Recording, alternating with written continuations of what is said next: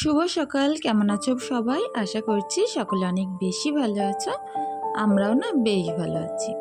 বসিরহাট হাসনাবাদের ছোট্ট একটা গ্রাম থেকে আমি রূপা, ব্লগার রূপা চ্যানেলে সকলকে স্বাগত জানিয়ে আজকের ব্লগটা শুরু করছি ভোর 5:30 থেকে।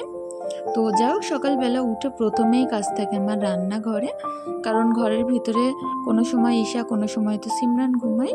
আর খাটপত্র গোছানোর আগে আমি ভাবি রান্নাঘরের গাছগুলোকে দেখে আসি, একবার পানি দিয়ে পরিষ্কার পরিচ্ছন্ন করে মুছে নিই। তারপরে এই টুকটাক করতে করতে কিন্তু রান্নাঘরে সকালে বেশ খানিকটা টাইম আমার কেটে যায়।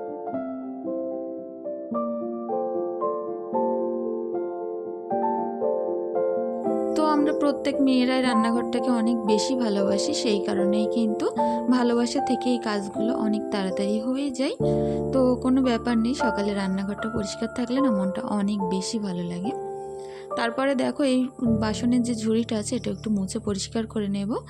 যেহেতু ঈদ বলে কথা, টুকিটাকি কিছু কাজ কিন্তু আমাদের এখন একটু বাড়তি কাজই করতে হচ্ছে। বকর ঈদ বলে কথা, কুরবানি ঈদও বলা হয় এই ঈদটাকে। তো সেই কারণেই না টুকিটাকি কাজগুলো করছি কাজের ফাঁকে। কারণ সকলে তো জানো আমার সকাল হলেই দোকানে চলে যেতে হয়। তো ভোর ভোর উঠলে না এই কাজগুলো মোটামুটি ওই অল্প অল্প হয়েই যায়। তো আমাকে অত টেনশন করতে হয় না যে কখন টাইম বের করে কাজগুলো করব। কাজের ফাঁকেই করে নিলে আলাদা সময় এদের পিছনে আমার দিতে হয় না। তো ঝুড়িটা তো মোটামুটি পরিষ্কার করে নিলাম, জায়গাটাও করলাম। এখন অনেকখানি বাসনপত্র বাইরে বের করে রেখেছি, সেগুলো মেজে আনবো। আর এই ঝুড়িতে একটা একটা করে আবার উপর করে রাখতে হবে। তো তার আগে ভাবলাম বিছনাটা একটু গুছিয়ে নিই। তো খাটপত্রগুলো গুছিয়ে নিচ্ছিলাম। আর ওই ঘরে যেহেতু সিমরান শুয়েছে, ও কিন্তু এখনও ঘুম থেকে আজ উঠিনি। তো আমিও আর ডাকলাম না, আমার কাজগুলো আমি করতে থাকি। আর আমার সঙ্গে কিন্তু পেছন পেছন ঈশাও ঘুরে বেড়াচ্ছিল। আর ও এটা নিয়ে ওটা নিয়ে খেলা করছিল, খুব একটা জ্বালাতন করছিল না। ব্রাশ নিয়ে কিন্তু ব্রাশ করছিল, বল নিয়ে খেলছিল। তো এইভাবেই যাচ্ছে। তো এখন এ ঘরটা তো মোটামুটি পরিষ্কার করে নিয়েছি, শুধু বিছনার চাদরটা আরও একটু সুন্দর করে টান টান করে নেব। কারণ বিছনার চাদর না একটুও গুটিয়ে থাকলে আমার মোটেও ভালো লাগে না। সবসময় মনে হয় ঘরটা একটু টুকটাক করে গুছিয়ে রাখি, আর বিছনার চাদরটা পুরো টান টান করে রাখি। দেখতেও যেমন ভালো লাগে না, শুলেও পুরো মন ছুঁয়ে যায় এরকম বিছনায়। তো যাই হোক, বিছনাটা গুছিয়ে আমি এখন খাটের তলা থেকে ময়লাগুলো সুন্দর করে টেনে টেনে বাইরে বের করে পরিষ্কার পরিচ্ছন্ন করে নেব।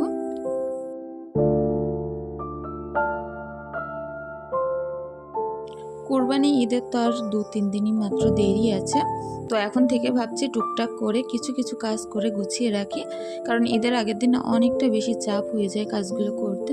তারপরে আবার জামা কাপড় কেনা, আত্মীয় স্বজনদের দেয়া, এরকম একটা ব্যাপার থাকে। তো সেই কারণেই না কাজগুলো অনেকটা তাড়াহুড়োর মধ্যেও করছিলাম। তো আজকে ভাবছি আমার যে উঠোনটা আছে, এত বড় উঠোন, ঝাড়ু দেওয়ার কথা মনে পড়লে কিন্তু মাথা খারাপ হয়ে যায়। তো আজ উঠোনটা না পুরো একেবারে চকচকে করে পরিষ্কার করে ফেলবো। পুরোটা হয়তো চকচকে করতে পারবো না, কারণ এত পরিমাণে গাছগাছালি আমাদের উঠোনে যে জন্মিয়েছে। তো সেই কারণে না উঠোনটা খুব একটা বেশি হয়তো পরিষ্কার করতে পারবো না, তবে যেটুকানি ফাঁকা ফাঁকা আছে সেগুলো কিন্তু ঝাড়ু দিয়ে সুন্দর করে পরিষ্কার করে ফেলবো। যতই হোক ঈদ তো, বাড়ির উঠোন কাটান আনাজ কানাজ সবগুলোই পরিষ্কার পরিচ্ছন্ন করব আস্তে আস্তে। আর দোকানে যাওয়ার যদি আমার না থাকতো, তাহলে হয়তো এই কাজগুলো আমি একদিনে সেরে ফেলতে পারতাম। তো যেহেতু রোজ দোকানে যেতে হয়, সেই কারণেই কাজগুলো কিন্তু অল্প অল্প করে রেখেই যাই। তো এখন পুকুরে চলে আসলাম। পুকুর ধারে না প্রচণ্ডই হাওয়া বইছে। তো যাই হোক, তার মধ্যে আমি এখন সুন্দর করে বাসনপত্রগুলো মেজে নেব। আর বকর ঈদের প্রথম আমার কাজ হচ্ছে আদা রসুন মাল মশলা বেটে কাল দেখে একেবারে ফ্রিজে রেখে দেব। আর কিছু মশলাও তৈরি করতে হবে, যার কারণ আগের দিন তৈরি করে রাখলে না ঈদের দিন রান্না বান্না কোনো রকম অসুবিধা হয় না। আমি কিন্তু আগের দিন রাত্রে বুটটাও সিদ্ধ করে রেখে দিই, তাহলে সকালবেলা না যেই সেই রান্নাগুলো সেরে নেওয়া যায়। আর ঈদের দিনটা একটু ফ্রি, একটু ফাঁকা থাকা যায়। তো ভোর ভোর কাজগুলোয় হাত দিয়েছিলাম, তবুও দেখো এখন কিন্তু ঠিকই আস্তে আস্তে রোদ্দুর চলে আসছে। আর গায়ে আবছা আবছা রোদ্দুর লাগা শুরু হয়ে গেছে। প্রত্যেক দিনই না ভয় পাই যে এত প্রচণ্ড রোদ্রের মধ্যে কী করে উঠোনটা ঝাড়ু দিয়ে নেব। তো আজকে রোদ হোক আর বৃষ্টি হোক, যা কিছু হয়ে যাক, আমার উঠোনটা কিন্তু আমি অনেক সুন্দর করে ঝাড়ু দিয়ে নেব। কারণ হাতে আর টাইম নেই, ঈদ তো সামনে এসে গেছে। কালকে একটা দিন সময় পাওয়া যাবে। তো বাচ্চাদের কিছু কেনাকাটা করতে হবে, নিজের কিছু মশলাপাতি বিভিন্ন রকম, জিনিসপত্র যেগুলো দোকানে নেই সেগুলো কিন্তু বাজার থেকে আমাকেই কিনতে হবে। তো আমার হাজব্যান্ড হয়তো আনে, তবে আমি সেইভাবে দেখে শুনে না কিনলে আমার পছন্দ হয় না। তো আমি গেলে কি সব রকম জিনিস কিন্তু পছন্দ মতো কিনে আনতে পারি। আর ওকে বললে কোনো না কোনো তো গোলমাল হবেই, যে কোনো একটা পাবে একটা পাবে না, কিন্তু আর 3টে দোকান ঘুরে কখনোই দেখবে না, যেটা পাবে এক দোকান থেকে কিনে নিয়ে চলে আসে। তো সেই কারণে ভাবছি একটু সময় হাতে করে নিয়েই কিন্তু কাল বাজারে যাব। তো তার ফাঁকে কিন্তু এই ঘরের কাজগুলো আমাকে করেও নিতে হচ্ছে, কারণ আমি ছাড়া তো আর কেউ করার লোক হবে না। আর ঈদের দিন যেহেতু অনেক লোকজনই বাড়িতে আসা যাওয়া করে, তো এরকম অপরিষ্কার বাড়ি কিন্তু দেখতে বেশ বাজে লাগে। তো সেই কারণে একটু পরিষ্কার করে নিচ্ছিলাম। আর বাঁশের কুটোগুলো দেখতে পাচ্ছ, কাল যে ওপরে অ্যালবেস্টার লাগিয়েছে, চাল কেটে ছোট বড় করেছে, তো সেখান থেকেই পড়েছে। তো এগুলো একটু পরিষ্কার করে নিচ্ছে। এই জায়গাটা পুরো কাঠের গুঁড়ো, বাঁশের গুঁড়ো পুরো ভর্তি হয়ে গেছে। করাত দিয়ে যেহেতু কেটেছে, তো সেই কারণে ওপর থেকে অনেক বেশি ধুলো ময়লা পড়েছে। ছাদটা একবার ঝাড়ু দিতে হবে, তবে দেখি বিকালে যদি সময় পাই হবে, তা নয় সেই কালকেই করতে হবে। কি বলো তো, কাজের সময়গুলো ছেড়েই তো আমি দোকানে গিয়ে বসি। তো এই কাজগুলো করার আর মোটে আমি সময় পাই না। সকালে বলো কতগুলো কাজ আমি করে যেতে পারি, ভোরে যতই উঠি না কেন, তবুও তো আমার 8টার মধ্যে দোকানটা খুলতে হয়।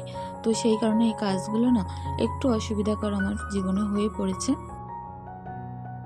আর এই সানের ধারে দেখো, এই জায়গাটায় কিন্তু পুরোটা মেহেন্দি পাতা, তারপরে নিম পাতা পড়ে পুরো ভর্তি হয়ে গেছে। সৃষ্টি পাতা এখানে তেমন পড়ে না, কারণ সৃষ্টি গাছগুলো কিন্তু ওই দিকটায় আছে। তো এই জায়গাটাও না একটু পরিষ্কার করে নিচ্ছিলাম, যেহেতু ঈদের দিন বেশিরভাগই মানুষজন এখানে এসে বসে, গল্প টল্প করে। আমাদের বাড়ি না অনেক বেশি ভিড় হয় ঈদের দিন। তো যেহেতু ছাগল টাগল যা কিছু কাটাকাটি করে, আমাদের বাড়িতেও কিন্তু অনেকে এরকম করে থাকে। তো সেই কারণে এই জায়গাগুলো একটু পরিষ্কার করে রাখবো। তো এত প্রচণ্ড গরমে আমার অবস্থা পুরো খারাপ হয়ে যাচ্ছিল। তবুও কাজটা ভেবেছি শেষ করব যখন, করেই ছাড়বো। এখন তো হয়ে গেল মোটামুটি এই পাশের উঠোনটা ঝাড়ু দেওয়া। এই সানটা একটুখানি ঝাড়ু দিয়ে পরিষ্কার করে নেব। আর তারপরে ওই পাশটা একটুখানি ফেটে ফেটে গেছে উঠোনটা, তো ওই পাশটাও না একটু ঝাড়ু দেব। তো আস্তে আস্তে সবই হয়ে যাবে। তো ঘড়ি দেখে দেখেই না কাজগুলো করছিলাম। এগুলোই যদি একটু বেশি সময় লাগিয়ে নিতাম, তাহলে হয়তো আরও সুন্দর করে করতে পারতাম। তবে আমার ওই যে দোকানে যেতে হবে একটা চিন্তা আছে মাথার মধ্যে। তো সেই কারণে কাজগুলো অনেকটা তাড়াহুড়োর মধ্যেই করছিলাম। আর বারবার টেনশন হচ্ছিল যে টাইমে শেষ করে উঠতে পারবো কি। তবে যখন ঘরে গেলাম না, আজকের কাজগুলো আমার দেখলাম আরও অনেক তাড়াতাড়ি হয়ে গেছে। সমস্ত উঠোনটা আমি ঝাড়ু দিয়েছি মাত্র 30 মিনিটের মধ্যে। এটা না আমার কাছে অনেকটা অবাক লাগছিল, তবে সত্যি এটা হয়েছিল। আসলে আমরা যখন তাড়াহুড়োর মধ্যে কাজগুলো করি, পিছনে কোনো একটা টেনশন থাকে, একটা টান থাকে, তখন কিন্তু আমাদের এই কাজগুলো অনেকটা বেশি তাড়াতাড়ি হয়ে যায়। তবে যদি একটু গা এলে দিয়ে ভাবে করছি, সামনে তো সময় আছে, করে ফেলবো, তখন কিন্তু কাজগুলো একটু দেরি হয়ে যায়। আর তাড়াহুড়োর মধ্যে করলে কাজগুলো অনেক সহজ এবং অনেক তাড়াতাড়ি হয়ে যায়। তো 30 মিনিটের মধ্যে সমস্ত উঠোন পুকুর পাড় আমি ঝাড়ু দিয়ে নিয়েছিলাম। এখন আসলাম ঘরে। যে সকল জামাকাপড়গুলো কাল সন্ধ্যাবেলা ভিজে জামাকাপড় তুলেছিলাম, সেগুলো বারান্দায় মেলে রেখেছিলাম, এগুলো তখন শুকিয়ে গেছে। একটা একটা করে আমি আলনায় সুন্দর করে ভাঁজ করে গুছিয়ে রাখবো। তো সকালবেলা এই কাজগুলো করে রেখে যাওয়ার একটাই কারণ, দুপুরবেলা আসতে আসতে সেই 1:30-2 বাজবে, তখন রান্না করব, এই সকল কাজ করব না সিমরান ঈশাকে খাওয়াবো, ঘুম পড়াবো। তো সকাল সকালই আমার এই কাজগুলো না করে গুছিয়ে যাচ্ছি, আমার যেন বিকেল টাইমটা আমি ফাঁকা পাই, অন্য কোনো কাজ আমি করতে পারি। তো যাই হোক, এখন সুন্দর করে ভাঁজ টাজ করে নিয়ে কিছুটা জামা কাপড় ছিল, সেগুলো পুকুর থেকে কেচে নিয়ে আসলাম। এগুলো সবই ঈশার জামা প্যান্ট ইস্যু করা। তো সেগুলো পুকুর থেকে কেচে নিয়ে এসে এখন একটা একটা করে দড়িতে মেলে দিয়ে যাচ্ছে। দুপুরে যখন আমি বাড়িতে আসবো, তখন কিন্তু এই জামা কাপড়গুলো সুন্দর শুকিয়ে যাবে। আর সিমরানের সাইকেলটাও বাইরে বের করে রেখেছি, যেহেতু এক্ষুনি দোকানে যাব। সিমরান তো সাইকেলে করেই যাবে। তো যাই হোক, ওদিকে আমি ব্যাগটাও কিন্তু গুছিয়ে রেখে আসলাম বাইরে, কারণ যাওয়ার সময় কোনো রকম জিনিস যাতে আমি ভুলে না যাই দোকানে।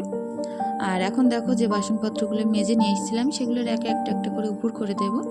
সকালের এই টাইমটা যে কতটা বেশি গরম থাকে আর গরম লাগে, তার মধ্যে একটা টেনশনও থাকে মাথার মধ্যে, যে টাইমে কি করে দোকানে পৌঁছাবো।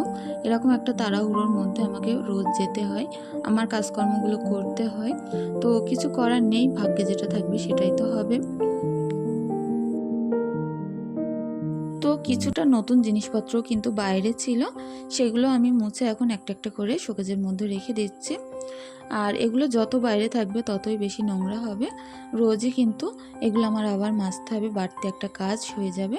তো সেই কারণেই ভাবলাম আজ একেবারে এই হাতেই জিনিসপত্রগুলো আর একবার ধুয়ে নিয়ে শোকেজে মুছে তুলে রেখে দেই। এতে করে কিন্তু আমার বাসনপত্রগুলো একটু কম মাজতে হবে সকালবেলা।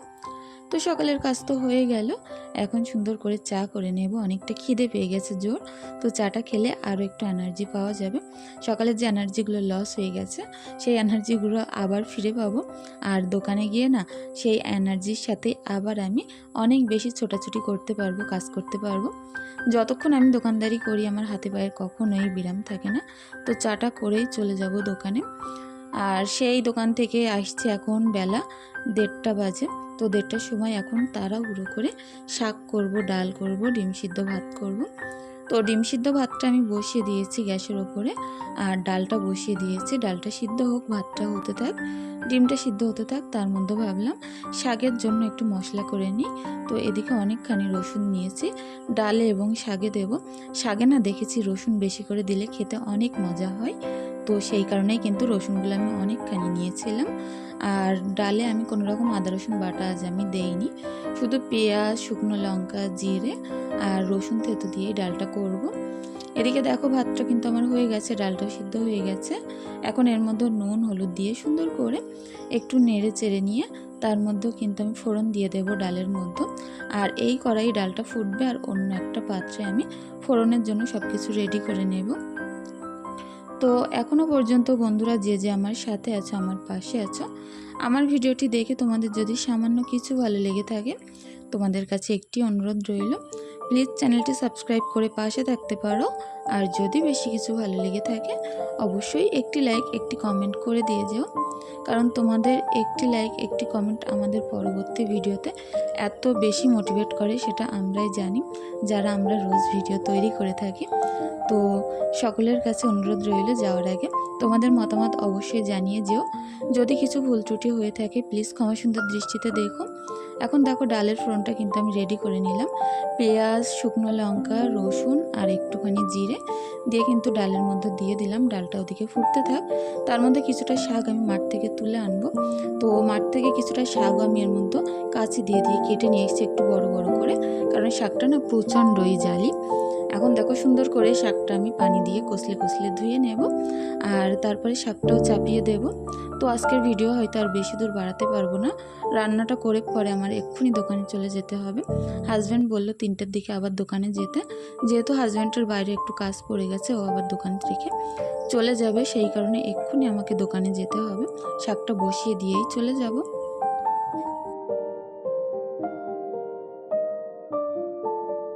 তো নুন হলুদ পানি দিয়ে সুন্দর করে আগে আমি শাকটা সিদ্ধ করে নেব। তারপরে শুকনো লঙ্কা, পেঁয়াজ কুচি, রসুন কুচি দিয়ে কিন্তু সুন্দর করে শাকটা আমি ভাজা ভাজা করে নেব। আর আজকের ভিডিও হয়তো আর বেশি দূর বাড়াতে পারবো না। এদিকে শাকটা সিদ্ধ করে নামিয়ে নিয়ে দুধটা আমি জাল করতে বসিয়ে দিলাম। অনেকটা তাড়াহুড়োর মধ্যেই ছিলাম, সেই কারণে একটা নামাচ্ছিলাম আর একটা বসাচ্ছিলাম, এইভাবেই কিন্তু কাজটা করতে হচ্ছিল। কিছু করার নেই, একা মানুষ হলে এইভাবে করতে হবে। তার মধ্যে ঈশাকেও কিন্তু খাইয়ে আমি ঘুম পাড়িয়ে দিয়েছিলাম। এক্ষুনি নিজে নাকে মুখে যাও কিছু খেয়ে পরে এক্ষুনি দোকানে চলে যাব। তো তোমরাও এইভাবে একবার সঞ্চি শাক ট্রাই করে দেখতে পারো আমার মতো করে, অনেক বেশি ভালো লাগবে। আর শাকের মধ্যে পেঁয়াজ, রসুন, শুকনো লঙ্কার পরিমাণ একটু বেশি দিলে বেশি ভালো লাগে।